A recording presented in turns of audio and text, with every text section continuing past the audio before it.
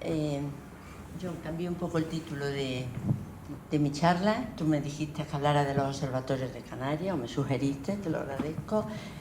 Y la cambié un poco pensando en algo. Tú me enganchaste a mí en astronomía y yo te quiero enganchar a ti en alguna cosa que voy a contar.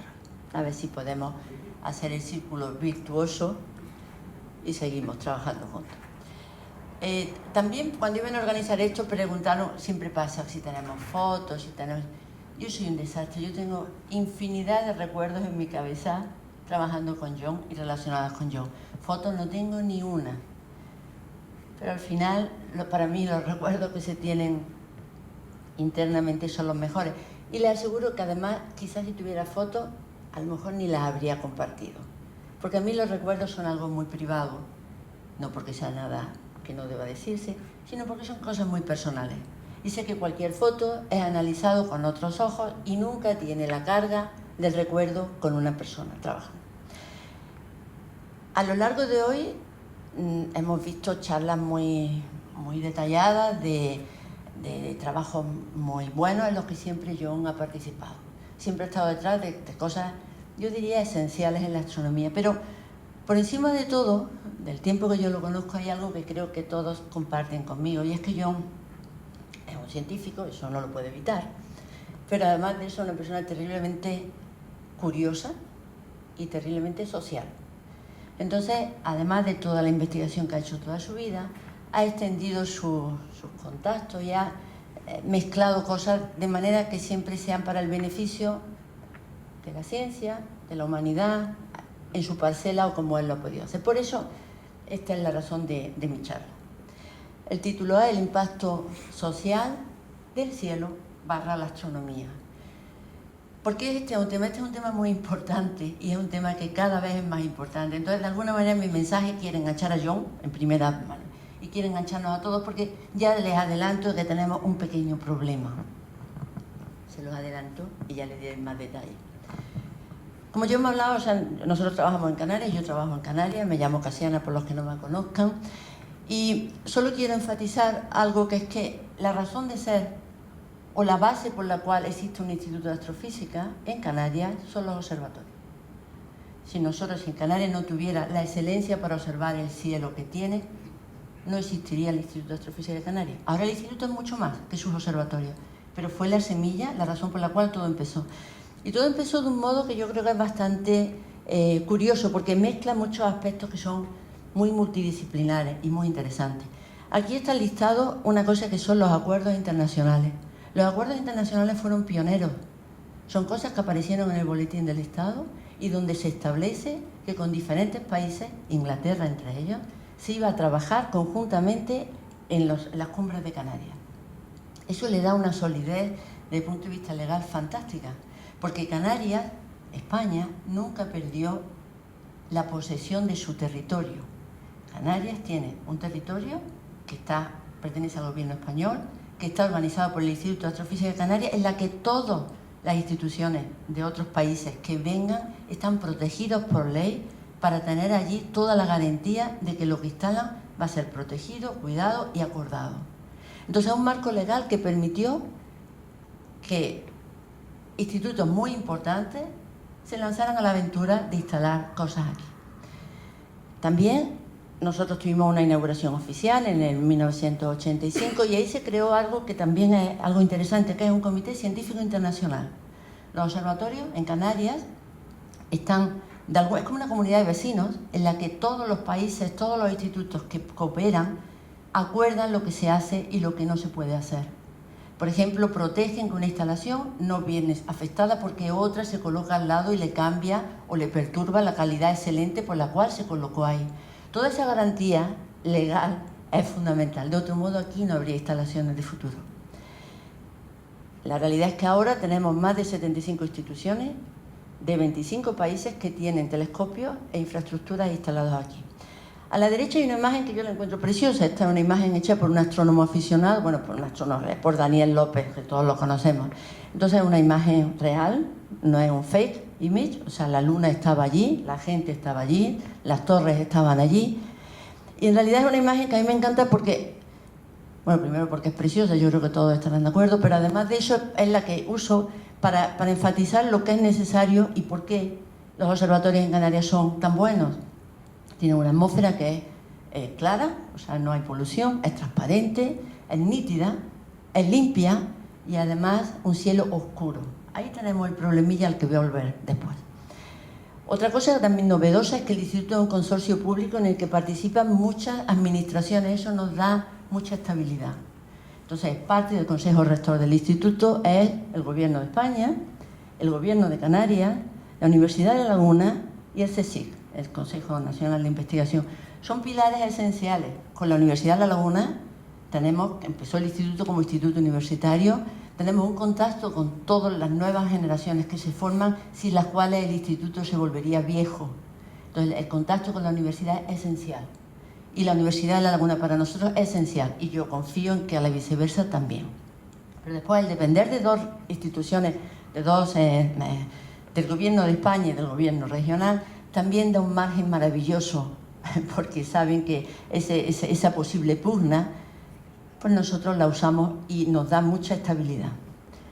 Abajo están las imágenes de los dos observatorios, el observatorio del Teide, arriba al fondo se ve el pico del Teide, el Roque de los Muchachos, la caldera de Taburiente, están a unos 100 y pico kilómetros, se ve el mar de nubes, característico del régimen de los alisios, que es el que da la climatología a las Islas Canarias. Los dos observatorios son muy similares en sus condiciones.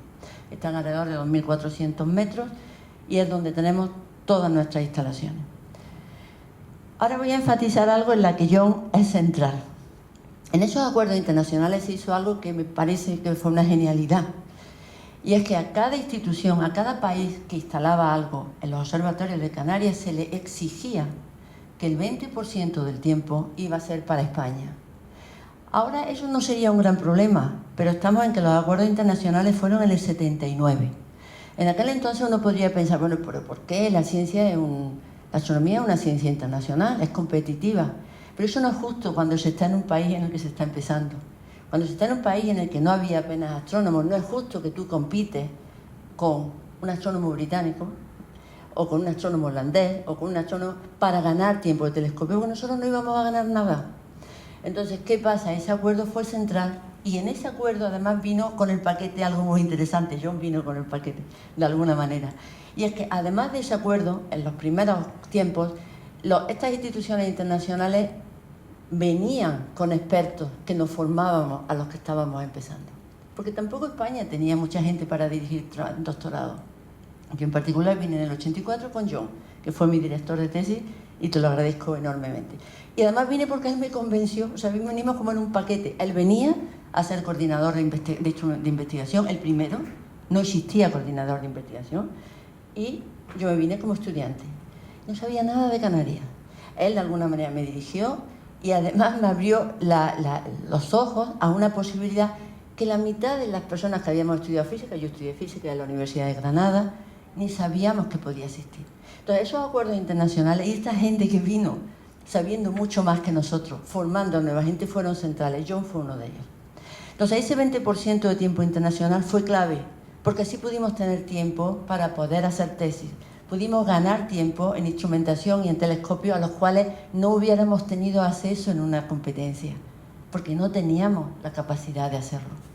Ahora sí tendríamos, pero de alguna manera eso se mantiene y es un recurso que Canarias tiene para hacer cosas con ese 20% y que España pueda organizarlo de un modo que considere adecuado. Además de esto, tenemos, aquí están puestos, tenemos los dos observatorios, lo que les comentaba antes.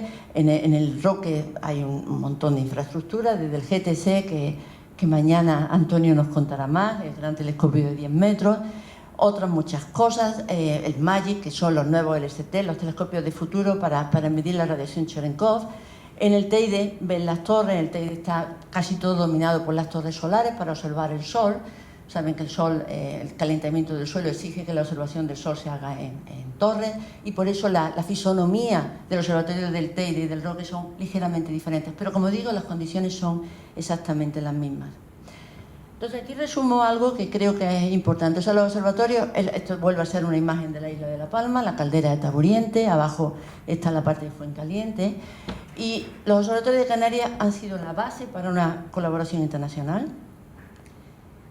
de ese modo se ha promovido la ciencia, la tecnología y la educación, y en mi opinión han sido esenciales para la historia de la astronomía española y han favorecido que la astronomía española ahora mismo, en solo 50 años, se defienda bastante bien comparado con los demás.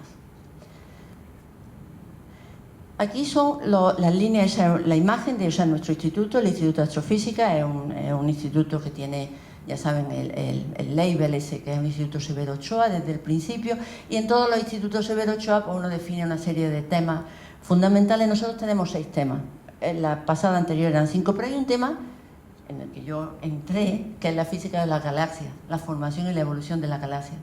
Ese tema ahora es muy nutrido. Yo diría que casi el 40% del instituto trabaja en eso, de los investigadores. Pero ese tema lo empezó John. Empezó John, no solo, con más gente, como parte de su trabajo. También debo decir, porque esta mañana oímos del litio, que otros temas los empezó yo. Yo le digo a las galaxias que era el tema que a mí me gustaba, en el que yo empecé a trabajar. Entonces John, con Mercedes, que estaba aquí ya, con Carlos Sánchez, que estuvo aquí y después nos dejó, de alguna manera él tuvo la tremenda responsabilidad de iniciar la física de las galaxias aquí, donde no había casi nada. Entonces, para eso usamos recursos que fueron fantásticos. Teníamos el telescopio Carlos Sánchez, un telescopio infrarrojo en el que se hacían imágenes, no se hacían imágenes, se hacían cosas que ni os quiero contar porque voy a resultar muy mayor, que no quiero para hacerlo. Entonces, se tomaban imágenes de galaxias de un modo tremendamente artesanal. Entonces, John fue parte yo diría, no, más que parte, fue el inspirador de la formación, la semilla de lo que posteriormente sería el grupo de galaxias del IAC, que como les digo, somos en torno al 30-40% de los investigadores de nuestro instituto. Gracias, John. No hay por qué. Entonces, había empezado la charla hablando del impacto de la astronomía o del cielo, ¿no? La charla anterior de la ITA, que fue excelente, enhorabuena, es un caso claro, o sea, es como si hubiera sido una charla preparada para lo que yo les estoy contando, es obvio. O sea, el entusiasmo de ustedes es extraordinario, son los mejores mensajeros de lo que nosotros hacemos, son los mejores interlocutores. O sea, nosotros necesitamos, cuando uno quiere transmitir información, necesita todos los pasos intermedios. O sea, nosotros no podemos pasar de estar queriendo publicar un hecho a ir a una escuela y explicar. Lo intentamos hacer, lo debemos hacer, pero si tenemos engranajes, es fundamental. Y si de ese engranaje surge algo como lo que tienen ustedes, también nos da más satisfacción de que tenemos una razón de ser, de que somos útiles. Entonces, muchas gracias por vuestro trabajo y enhorabuena. Nosotros en cada cosa que hacemos en astrofísica en general nosotros vivimos de fondos públicos. Entonces tenemos que demostrar que esa inversión no es una inversión tirada. Entonces en astronomía, sobre todo en la astronomía en Canarias, la inversión en astrofísica tiene una repercusión social tremenda. Y por eso en cada gran inversión que hacemos intentamos hacer un estudio del impacto socioeconómico de esa inversión. O sea, nosotros no nos pagan para que nosotros estemos ahí filosofando y que no sirva de nada. Nosotros tenemos que servir a la sociedad de algún modo. Y por eso, estos son una serie de estudios que hemos hecho, pero básicamente el resumen es que del total, para cada euro que se invierte en astronomía, a la sociedad se reinvierte en 3 euros y pico. Eso es muy importante y eso tenemos que enfatizarlo. Volvemos al asunto de las características por las cuales un observatorio se decide como sitio bueno. Estas son las cosas que ya les comenté al principio, pero ahora voy a entrar en algo que es que el cielo tiene que ser oscuro. ¿Por qué queremos que el cielo sea oscuro? Porque la oscuridad del cielo es la que hace que nosotros podamos ver objetos que son muy débiles. Es verdad que cuando uno sabe dónde está el objeto débil, el cielo puede ser muy brillante, podemos apuntar el telescopio y lo vemos. Pero cuando estamos buscando, si el cielo no es oscuro, los objetos débiles los perdemos. Además de eso, cuando nosotros tenemos un cielo muy brillante y queremos observar con alta resolución en determinadas partes del espectro, tampoco podemos ver los detalles de objetos que a lo mejor no son muy débiles, pero la luz que queremos medir es muy poca y el cielo brillante lo machaca. Y aquí es otra cosa que quiero enfatizar, porque es una ley. Hay veces que cuando uno algo lo da por sabido, se cree que todo el mundo le pasa, se cree que es una cosa normal y esto no es habitual. La ley del cielo, que se promulgó en el 88, es la única ley nacional de protección del cielo. se intentan hacer más cosas.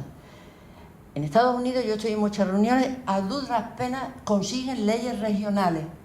En Estados Unidos tú tienes un observatorio y fácilmente tienes que una urbanización que se va a construir empieza a comer terreno, se va acercando al observatorio y no hay manera de evitar que se acerque. Con suerte, si el gobernante de la región tiene una afición a la astronomía, empieza tímidamente a poner, por ejemplo, un incentivo para que no se acerque. Le dicen, si no se acercan, le pagamos no sé cuánto al que hace la urbanización. Pero esta ley fue pionera y es esencial. Es esencial, aquí tienen la imagen desde el cielo, ahora no se ve bien, pero las islas que se ven brillantes pues son Gran Canaria y etcétera, pero La Palma es completamente oscura y la parte del norte de Tenerife, la que mira La Palma, también está regulada por esa ley del cielo.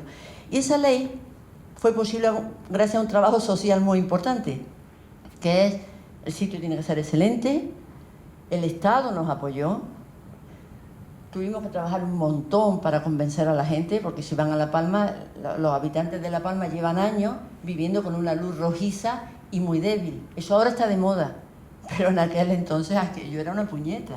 Quiero decirte, esta gente tenía que comprender que eso era necesario, porque a todas luces no era lo que se llevaba. Ahora todo el mundo quiere tener ese tipo de luces, porque además se entiende que no hay que iluminar el cielo, bla, bla, bla. La sostenibilidad, la energía. Ahora mismo está de moda. Ahora mismo hubiera sido bastante fácil hacer la ley, pero en el 88 no estaba de moda. Era muy complicado. Y, por supuesto, un apoyo local esencial. Vuelvo de nuevo porque queremos ver el cielo oscuro. Los astrónomos siempre tenemos una necesidad tremenda de fotones. Y por eso nos metemos en proyectos horriblemente complicados y al mismo tiempo preciosos. Y por eso queremos telescopios cada vez más grandes.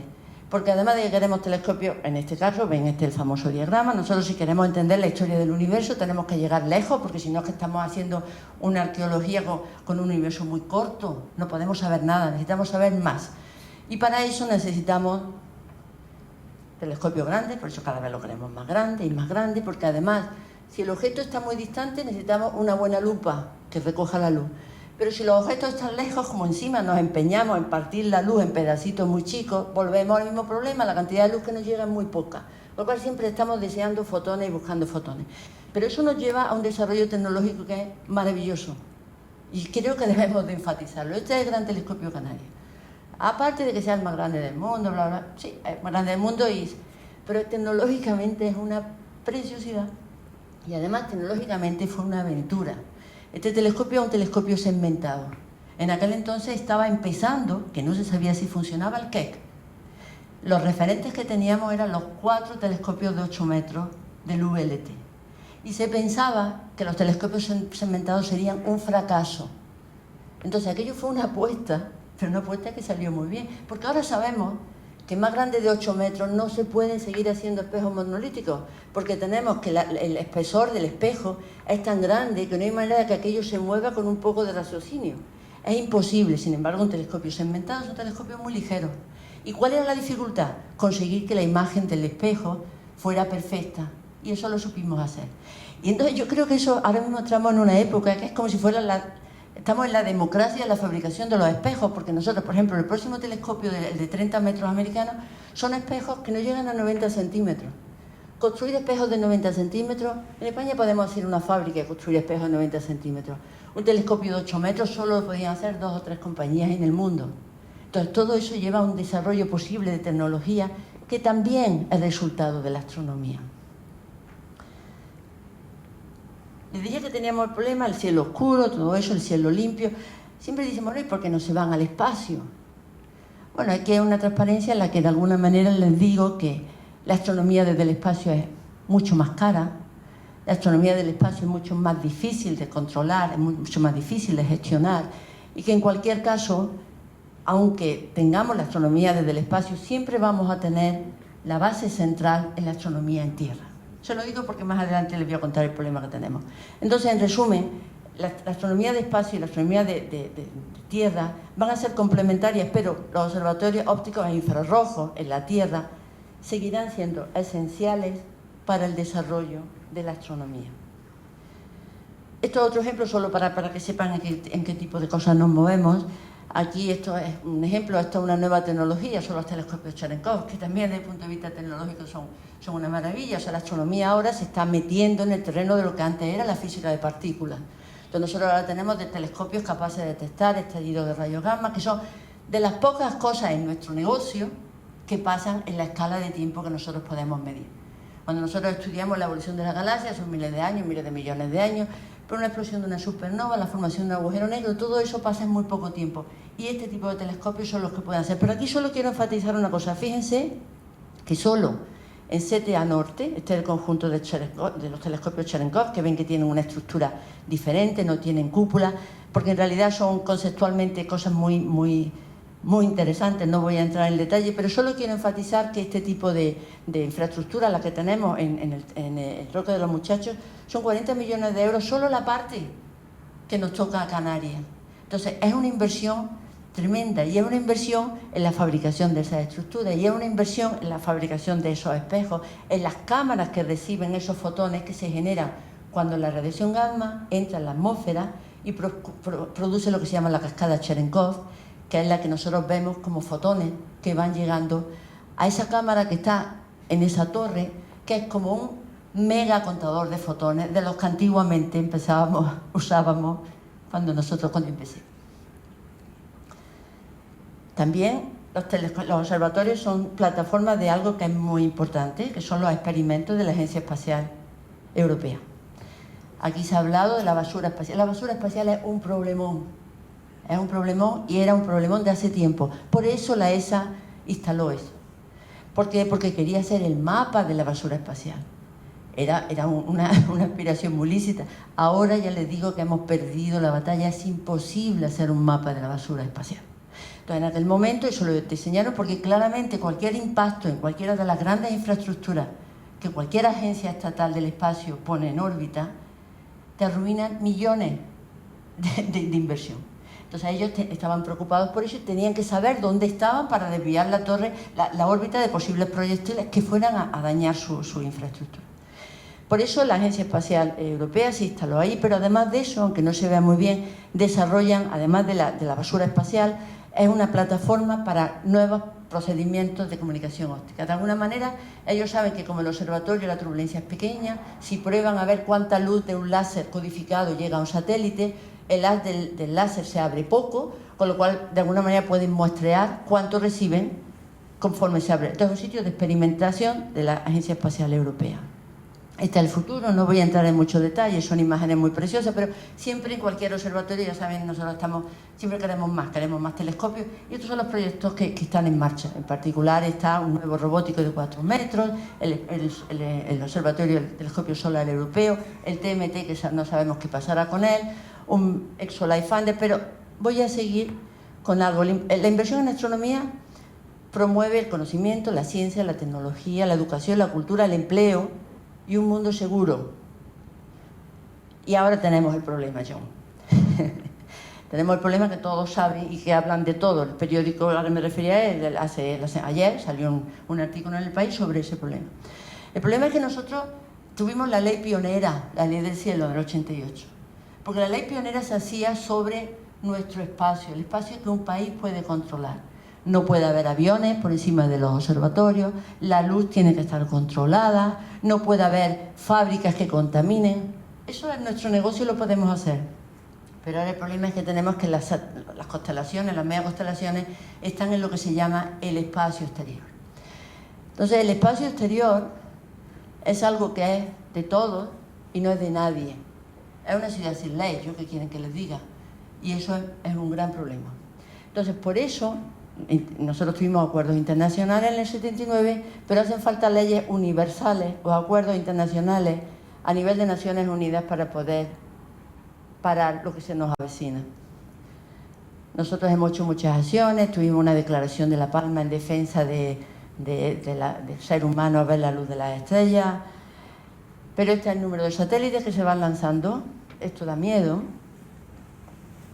Hemos hecho un montón de cosas, la Unión Astronómica Internacional, hemos hecho no sé cuántos congresos, hemos intervenido en Naciones Unidas, se ha creado un centro de la IAU para protección del cielo.